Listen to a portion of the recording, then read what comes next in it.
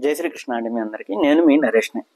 Trip with నరేష్లో ఈసారి నేను మిమ్మల్ని తీసుకెళ్ళబోతున్నాను స్వర్ణగిరి ఆలయానికి. స్వర్ణగిరి ఆలయం అనుకుంటే అందరూ భువనగిరి ఆలయం అనుకున్నారు కదా, అది కాదండి.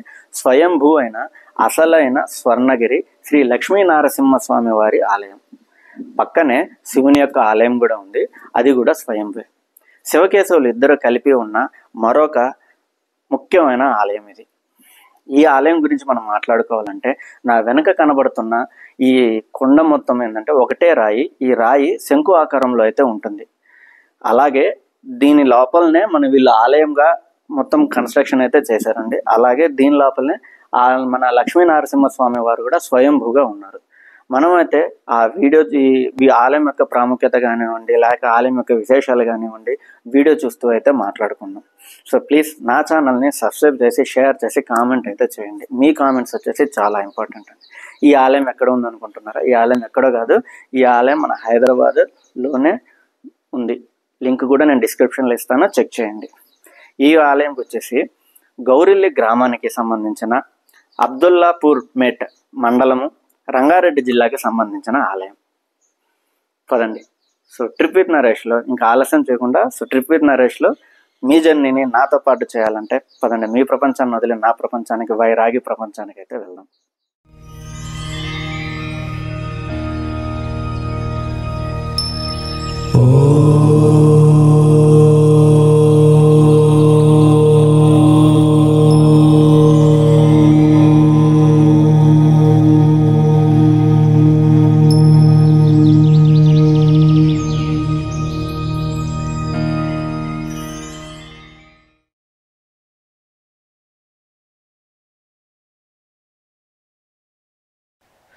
ఇప్పుడైతే నా ప్రయాణం నేనున్న ప్రదేశం నుంచి ఎంతో పురాతనమైన అసలైన స్వర్ణగిరి, ఎన్నో శతాబ్దాల నాటి ఆలయం ఉన్న స్వయంభూ శ్రీ లక్ష్మీ నరసింహస్వామి వారి ఆలయానికి, స్వర్ణగిరి లక్ష్మీ నరసింహస్వామి వారి ఆలయానికి అయితే బయలుదేరాను.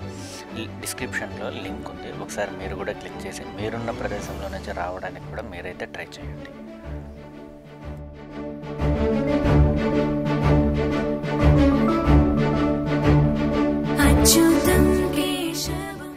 ఎంతో రద్దీగా ఉన్న ఈ రోడ్డు ప్రయాణం నుంచి నాగోల్ మెట్రో రైల్వే స్టేషన్ దాటిన తర్వాత 1 కిలోమీటర్లో ఎడమ వైపుకి ఒక రోడ్డు అయితే తిరుగుతుంది. అది కుంట్లూరు గ్రామానికైతే వెళ్తుంది. అక్కడ నుంచి ప్రకృతి అందాల నడుమ గౌరిల్లి గ్రామానికి 2 కిలోమీటర్ల దూరంలోనే ఈ ఆలయం అయితే మనకి కనపడుతుంది.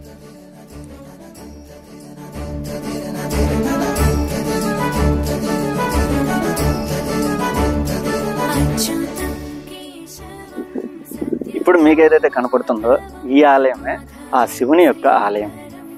పక్కనే ఉన్న ఆలయం వచ్చి శ్రీ స్వర్ణగిరి శ్రీ లక్ష్మీ నరసింహస్వామి వారు స్వయంభూగా వెలిసిన ఆలయం. పదండి ఈ ఆలయంకి అయితే చూద్దాం. ఈ ఆలయంకి అయితే వచ్చాను. చుట్టుపక్కల మొత్తం కూడా అది విలేజ్ సైడ్ కాబట్టి చాలా బాగా ఉంది. సిచ్యువేషన్ మొత్తం గ్రీనరీగా ఉంది. మొత్తం అది ఎంతో ప్రశాంతంగా ఉంది ఆలయం.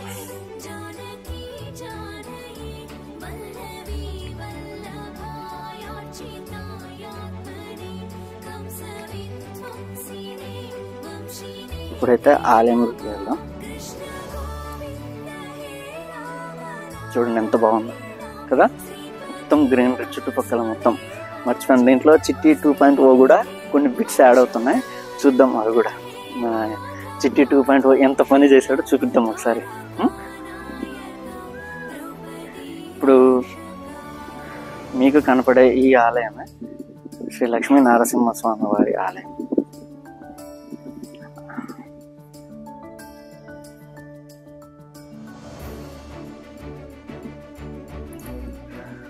అలాగే ఇక్కడ గరుడ దేవుడు,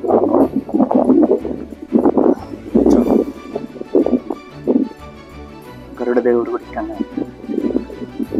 ప్రతి ఒక్క లక్ష్మీ నరసింహస్వామి టెంపుల్లో కానివ్వండి, లేకపోతే వైష్ణవ ఆలయానికి సంబంధించిన ప్రతి ఒక్క ఆలయంలో ఓం గరుడ దేవ ఆయన కూడా ఉంటాడు. అలాగే ఈ ఆలయానికి క్షేత్రపాలకుడు మన ఆంజనేయ స్వామి. చూద్దాం పదండి.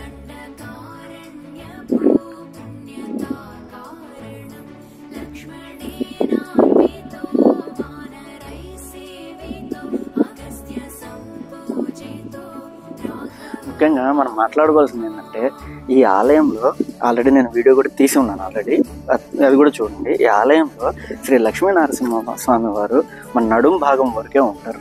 దాని తర్వాత పాదాల ఈ కొండ మొత్తం ఏంటంటే ఈ మొత్తం లక్ష్మీనరసింహ స్వామి ఇదే రిలేటెడే ఉంటుంది.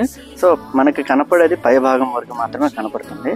కింద భాగంలో నుంచి పాదాల దగ్గర నుంచి నీరు అయితే ప్రవహిస్తూ ఉంటుంది. ఒక కోనేరు గుండం లాగా అయితే ఏర్పడి ఉంటుంది. స్వాతి నక్షత్రం రోజు ఆ గుండంలో నుంచి నీళ్లు తీసుకుని వచ్చి స్వామివారికి అభిషేకం చేస్తారు. ప్లస్ ఆ నీటికి కూడా విశిష్టత ఉంది. మనమైతే వీడియో చూస్తూ అయితే మాట్లాడుకుందాం. ఇప్పుడైతే గుండం దగ్గరికి అయితే వెళ్దాం.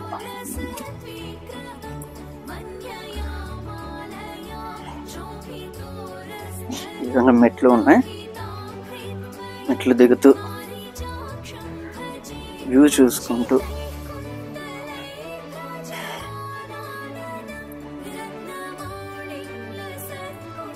చూడండి.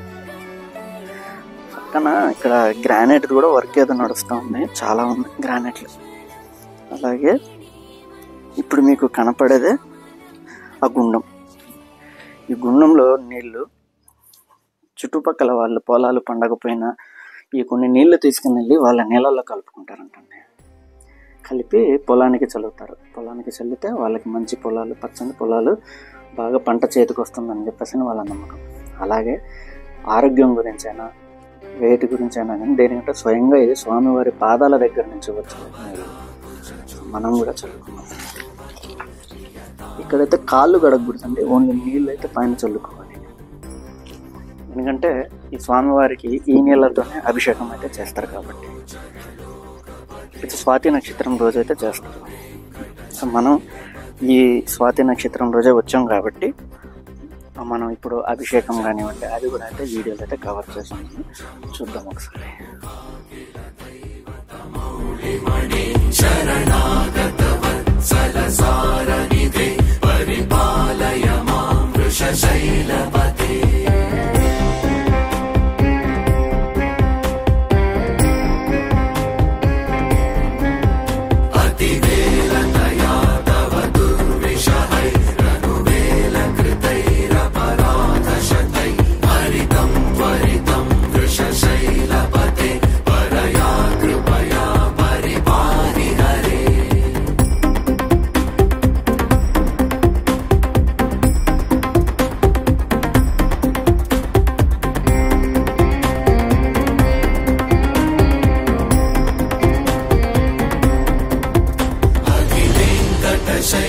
शैलमुदारमते जनताभिमताधिकदानरता परदेवतया गदिता निगमै कमलादयितान्न परं कलये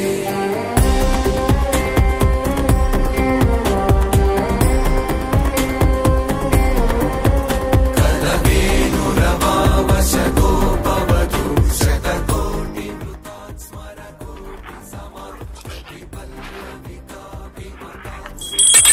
మంగళం మంగళం లక్ష్మీనరసింహాయ మంగళం. శ్రీ లక్ష్మీనరసింహ స్వర్ణగిరి లక్ష్మీనరసింహ స్వామి దేవాలయము. ఇక్కడ సాక్షాత్ లక్ష్మీనరసింహ స్వామి స్వయంభూమూర్తిగా ఉద్భవించారు. ఇది స్వామి యొక్క శంఖరూపము, స్వామి యొక్క చక్రము. స్వామి ధ్యాన రూపంలో యోగానంద లక్ష్మీనరసింహ స్వామిగా స్వర్ణగిరి లక్ష్మీనరసింహ స్వామిగా ఇక్కడ ఉద్భవించారు. ఇక్కడ చూసుకున్నట్లయితే ఈ శిల అంతా కూడా శంకు ఆకారంలో ఉంటుంది. ఈ యొక్క క్షేత్రం అనేది చాలా మహిమాన్వితమైనటువంటి క్షేత్రం. ఓ లక్ష్మీ నరసింహ భగవానుకి జై.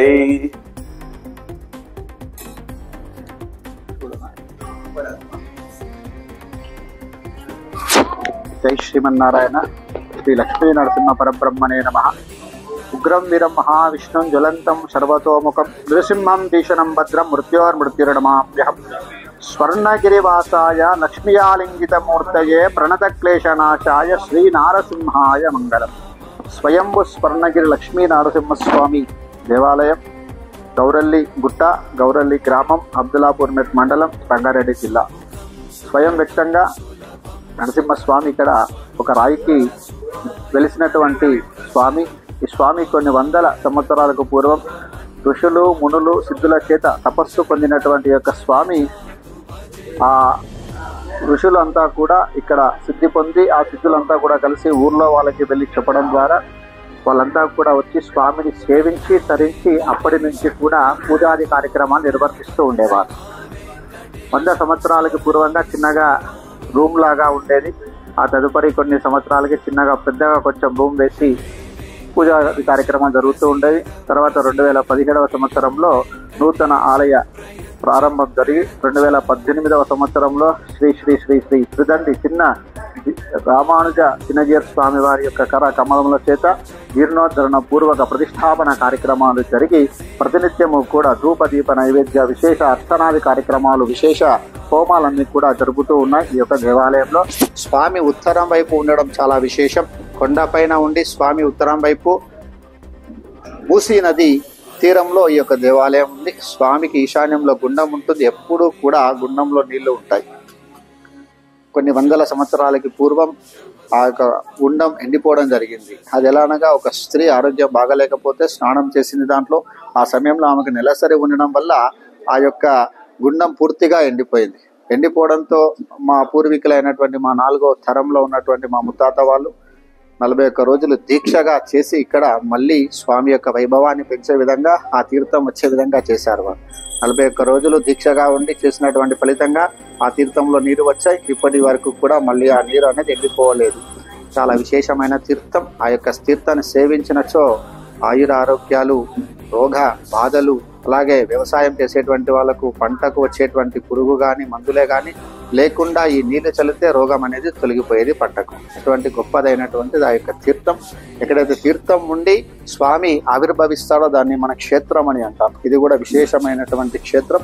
ఇక్కడ ముందు ఉత్తరం వైపు నరసింహస్వామి, వెనకాల వైపు పరమేశ్వరుడు, ఇద్దరు కూడా స్వయం వ్యక్తంగా ఉన్నటువంటి క్షేత్రం. ఇది హరిహరులు కొలువైనటువంటి క్షేత్రం.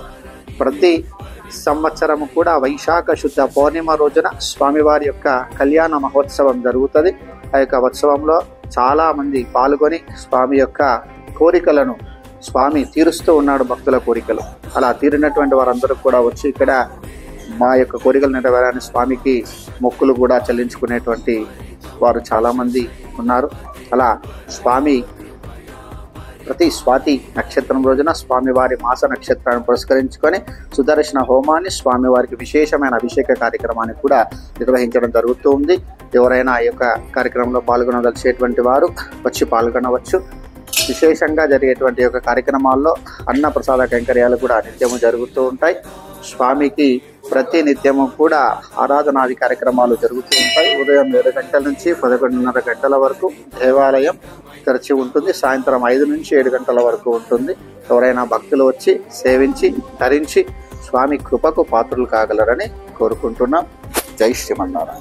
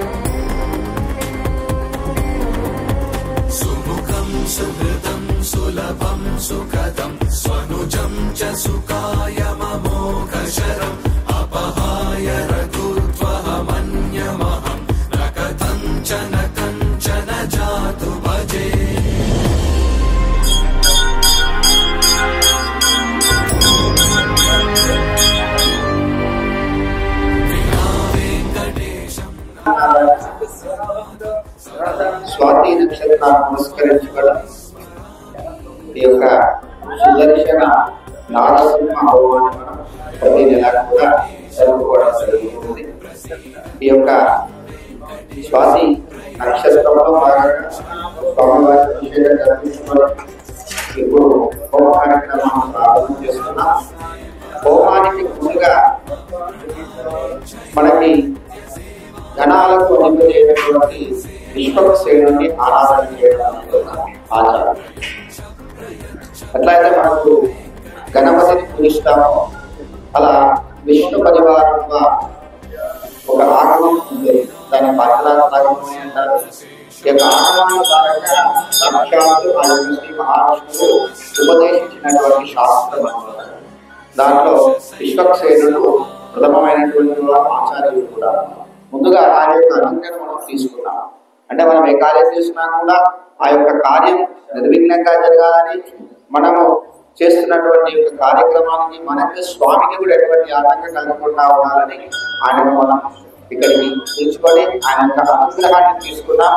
తర్వాత మనం ఇక్కడ కూర్చున్నటువంటి యొక్క ప్రదేశమే కానీ, మనం తీసుకొచ్చినటువంటి వస్తువులే కానీ, మనమే కానీ శుద్ధి కొరకై పుణ్యాహవాచనాన్ని జరుగుతాం. దాంట్లో వాసుదేవ పుణ్యాహవాచనం అనే పేరు. దాంట్లో సాక్షాత్తు సుదర్శన యొక్క శక్తి ఆ కలశంలో ఉండి మనం తెచ్చినటువంటి ద్రవ్యాలు ఇప్పుడు మనం తీసుకొచ్చాము. అప్పుడు ఎక్కడి నుంచి వచ్చాయో మనకు తెలియదు, ఎట్లా వచ్చాయో తెలియదు, అంటూ ఉండొచ్చు, ఉంటూ ఉండొచ్చు. అటువంటి అన్ని కూడా మన శరీరంలో కూడా ఉంటాయి. కాబట్టి ఇటువంటివన్నింటినీ కూడా తొలగించి మనం భగవంతుడికి సమర్పించేది పవిత్రంగా ఉండాలి. కాబట్టి అటువంటి పవిత్రత కొరకే మనం పుణ్యాహవాచనాన్ని కూడా మనం జరిపించుకున్నాం.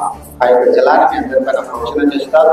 అప్పుడు మనం పవిత్రులం అవుతాం. స్నానం చేయగానే మనం పవిత్రత పొందాము.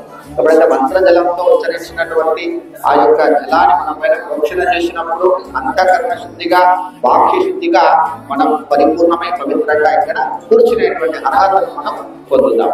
ఆ తదుపరి రక్షణ కొరకై రక్ష కంకణాన్ని కట్టుకుంటాం. అంటే కంకణాన్ని కట్టుకుంటాం. మనం ఏ పని చేసినా కూడా ఆ యొక్క పని సంపూర్ణం కావడానికి, ఆ యొక్క పని యొక్క పరిపూర్ణత మనకు రావడానికి మనం కంకణాన్ని కట్టుకోవడం జరుగుతుంది. అది సర్వదా రక్షణ కొరకై కట్టుకోవడం జరుగుతుంది. ఇంకా యొక్క రక్ష సూత్ర కార్యక్రమం. ఆ తదుపరి మనకు సుదర్శన స్వామి యొక్క ఆరాధన జరుగుతుంది. అనగా మీరు ఇక్కడ చూసినట్లయితే సుదర్శన విగ్రహం ఇక్కడ కనిపిస్తూ ఉంది. ఆయనకు 16 చేతులు ఉన్నాయి, 16 ఆయుధాలు ఉన్నాయి. ఆయన యొక్క శక్తి కోటి సూర్యులు కలిస్తే ఎంత శక్తి ఉంటుందో ఆయనకు అంత తెలుస్తూ ఉంటుంది. అంత గొప్పదైనటువంటి శక్తి సుదర్శన శక్తి. అందుకనే మీరు గమనించినట్లయితే విష్ణుమూర్తి చేతిలో చక్రం ఉంటుంది. ఆ యొక్క చక్రంతోనే భగవంతుడు అంతా కూడా నడిపిస్తాడు అన్నమాట. ఆయన యొక్క ఆయుధం, ప్రధాన ఆయుధం ఏమిటంటే సుదర్శన చక్రం. ఆ యొక్క సుదర్శన హవనంలో కానీ, సుదర్శన కానీ మనం ప్రార్థన చేసినట్లయితే మన యొక్క సర్వ అభిష్టాలన్నీ నెరవేరడమే కాకుండా మనకు తెలియకుండానే మన యొక్క దోషాలన్నీ కూడా తొలగిపోయేటువంటి మార్గాన్ని ఆయన సూచిస్తాడు. అందులోనే ఉంది ఆయన యొక్క పేరులోనే ఉంది సుదర్శనం. సు అంటే మంచి, దర్శనం అంటే మార్గం. మనం వెళ్ళేటువంటి మార్గం మనకి మంచిదై చూపించేటువంటి వాడు సుదర్శన స్వామి. ఆ యొక్క స్వామిని మనం కుంభంలోకి ఆవాహన చేసుకొని అష్టోత్తర శతనామాలతో మనం అర్చన చేసుకొని ఆ యొక్క స్వామి యొక్క శతక పారాయణంతో హోమాన్ని మనం జరిపించుకోవడం జరుగుతుంది. అందరూ కూడా మీ యొక్క కోరికలు ఏవైతే ఉన్నాయో అవన్నీ కూడా సంకల్పం చేసుకొని నెరవేరాలని స్వామిని ప్రార్థన చేసుకోండి. ఖచ్చితంగా మళ్ళీ మీ యొక్క స్వాతి నక్షత్రం మళ్ళీ వచ్చేసరికి మీ కోరిక ఖచ్చితంగా నెరవేరుతుంది. ఎందుకు చెప్తున్నామంటే మేము ఈ సుదర్శనంలో పాల్గొన్నటువంటి వాళ్ళందరికీ కూడా వారి యొక్క అభిష్టాలన్నింటినీ కూడా ఇక్కడ నెరవేర్చడం జరిగింది. ఎందుకు అంటే ఇక్కడ స్వామి స్వయం వ్యక్తంగా ఉన్నాడు నరసింహస్వామి. ఎందుకంటే తనంతట తానుగా వచ్చినటువంటి స్వామికి శక్తి ఎక్కువగా ఉంటుంది. బొమ్మన కూడా ఆయనకి ఇష్టం ఉన్నది కాబట్టి ఇక్కడికి వచ్చిన్నాడు. కాబట్టి ఆయన శక్తి అద్వితీయమైనటువంటి ఆ యొక్క శక్తిని మనం ఉండేటువంటి ప్రక్రియ మనకి ఇక్కడ కూర్చుంటే జరుగుతుంది. ఇప్పుడు మీరందరూ ఇక్కడికి వచ్చారు, మీ ఇళ్లలో ఏం జరుగుతుందో మీకు ఏ గుర్తుకు రావట్లేదు. కారణం ఈ యొక్క శక్తి, ఈ యొక్క భగవంతుడి యొక్క శక్తి ఆ విధంగా మనల్ని యాక్టివ్గా చేస్తున్నాం. అంటే మన యొక్క శరీరంలో ఉండేటువంటి ప్రతి ఒక్క నాడిని కూడా ఉత్తేజించేటువంటి శక్తి ఆ నరసింహస్వామికి ఇక్కడ ఉంది. అటువంటి శక్తి ద్వారా మనం ఇక్కడ హోమాన్ని చేసుకుంటున్నాం. కాబట్టి హోమంలో మీరు పాల్గొనొచ్చు. మీ అందరికీ కూడా ఆ స్వామి ఖచ్చితంగా నెరవేరుస్తారు. అవన్నీ కూడా మనం ప్రతి నెల కూడా జరుగుతూ ఉండగా చెప్పేటువంటి భక్తులు చెప్పినటువంటి విషయాన్ని మేము చెప్పడం జరుగుతుంది, కావాలని చెప్పడం లేదు. చాలా మంది కూడా ఆ సుదర్శన హోమంలో పాల్గొన్నటువంటి వాళ్ళందరికీ కూడా ఆరోగ్యరీత్యా కానీ, ఐశ్వర్యరీత్యా కానీ, అప్పుల బాధే కానీ, గ్రహ దోషాలే కానీ అన్ని కూడా తొలగిపోయి సంతోషంగా ఉన్నారు. వాళ్ళందరూ కూడా మధ్యలో హోమాన్ని ఆపేశాం, కరోనా వచ్చినాం ఆపేశాం. అందరూ కూడా వచ్చి మీరు ఎందుకు ఆపేశారు, మళ్ళీ చేయండి, మేము తెలుసుకుంటాం, మాకు మంచి జరిగింది అనేటువంటి వాళ్ళు చాలా మంది వచ్చాడు. కానీ అనివార్య కారణాల వాళ్ళు చేయలేకపోయా. మళ్ళీ ఇప్పుడు మొన్న వైశాఖ శుద్ధ పౌర్ణిమ నుంచి స్వామివారి వార్షికోత్సవాలు జరిగి అక్కడి నుంచి మళ్ళీ ప్రారంభం చేసుకోవడం జరుగుతుంది. అలానే యొక్క హోమ కార్యక్రమం అయిపోయిన తర్వాత విశేషంగా అన్నప్రసాదం కూడా ఉంటుంది. అందరూ కూడా ఈ యొక్క యాగ ఫలితం మనం అన్నప్రసాదాన్ని స్వీకరించడం ద్వారా లభిస్తుంది. అటువంటి పుణ్య కార్యాన్ని మనకు ఈ నెల చేస్తున్నటువంటి వారు శ్రీమాన్ శ్రీ శ్రీనివాస్ రజనీ దంపతులు, నాగోల్ వాస్తవ్యులు. వారందరూ కూడా ఇక్కడికి వచ్చి స్వామి దర్శనం కోసం ఒకసారి కళ్యాణం జరుగుతుంటే 2 గంటల సేపు ఉండి స్వామి కళ్యాణం కలిగించి మేము కూడా ఏదైనా చేస్తామంటే హోమం జరుగుతుంది. దాంట్లో ఒక అన్నప్రసాదాన్ని చేయించడంగా వారందరూ కూడా వాళ్ళు చేయించడం జరిగింది. ఆ యొక్క ఈ సుదర్శన హోమం ఫలితంగా వారి యొక్క ప్రసాదం మనందరం కూడా స్వీకరించి వారికి మనకంతా కూడా భగవంతుడుగా ఉండాలని ప్రార్థన చేస్తున్నాం. జై శ్రీమన్నారాయణ. జై శ్రీమన్నారాయణ.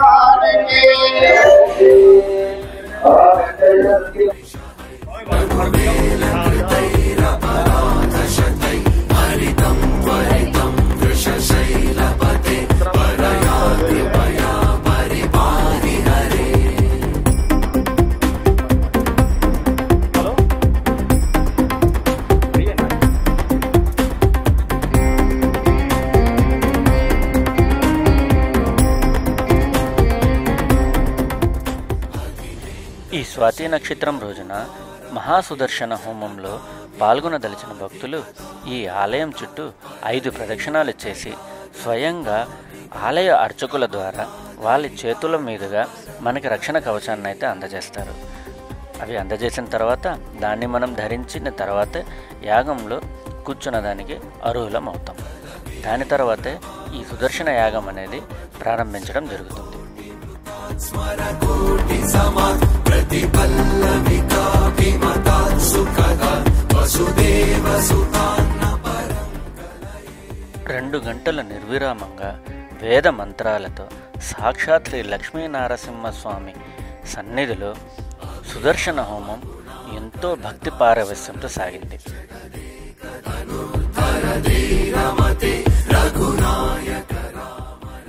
మొదటిసారి ఈ ఆలయానికి వెళ్ళినప్పుడు అక్కడ ఉన్న అర్చకుల ద్వారా స్వాతి నక్షత్రం రోజున జరిగే ప్రత్యేక పూజలు, హోమాల గురించి నాకైతే తెలపడం జరిగింది. దాని తర్వాత స్వాతి నక్షత్రం రోజున వెళ్ళి సుదర్శన హోమంలో నేను కూడా పాల్గొన్నాను.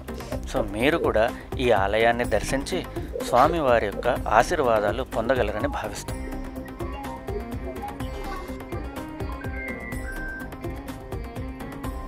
मध्ये मध्ये उदकपानीयं समर्पयामि उत्तराभूतं समर्पयामि यत्तो वृक्षालयामि पादौ वृक्षालयामि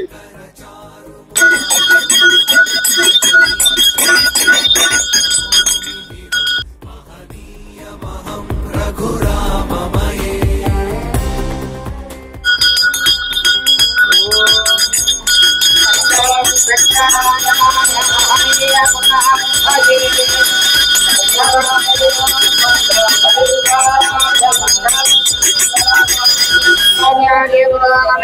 सर्वेस्य पूर्वैरादार्ये सत्कृताय सुमन्दं गोदर्शनानिके ॐ दर्शनाय नमः। वेङ्कटेशं ननाथो ननाथ सदा वेङ्कटेशं स्मरामि स्मरामि. ఇప్పుడు మీరు చూస్తున్న ఈ ఆలయం స్వయంభూ అయిన ఆ భోలాశంకరుని యొక్క ఆలయం. ఈ ఆలయం యొక్క విశేషాలు ఆలయ అర్చకుల ద్వారా తెలుసుకుందాం.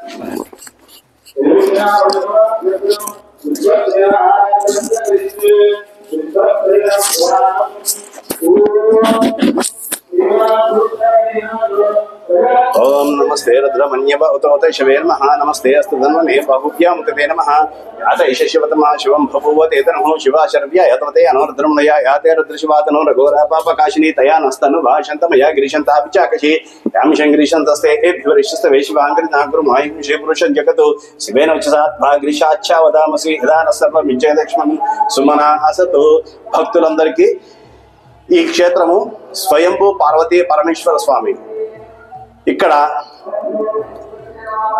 విష్ణుమూర్తి మరియు శివుడు ఇద్దరు కూడా ఒకే ప్రాంగణంలో ఒకే గుట్టకు ఒకవైపు స్వర్ణగిరి అని చెప్పేసి లక్ష్మీనరసింహ స్వామి అక్కడ ఆయన ప్రతిమామూర్తిగా వెలిసి ఉన్నారు.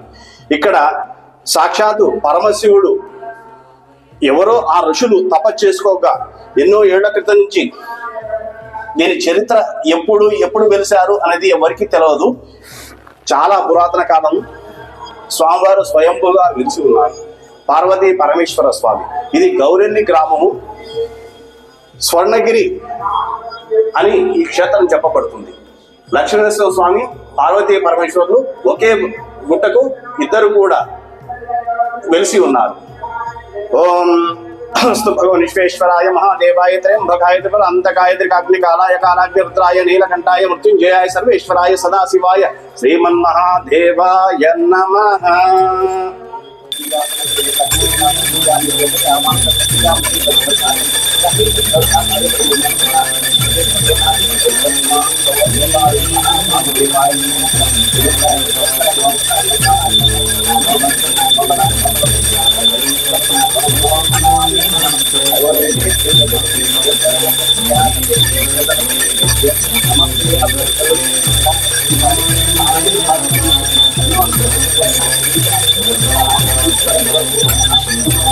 ब्रह्मणोऽधिपतिर्ब्रह्म शिवो मे अस्तु सदा शिवं श्री पार्वती परमेश्वर स्वामी देवताभ्यो नमः. ఇది వేదోక్త ఆనంద మంగళ నీరాజనం దర్శయామి నమస్కరోమి. హర నమ పార్వతీ పతయే హర హర మహాదేవ హర గోడాశంకర భగవానికి జై.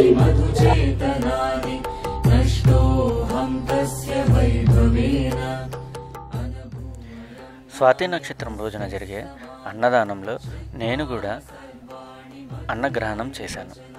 ఎంతో క్వాలిటీ మెయింటైన్ చేస్తూ చాలా బాగా ఉండింది. ఇప్పుడు మన చిట్టి 2.0 తీసిన వీడియోలు మీ ముందుకు.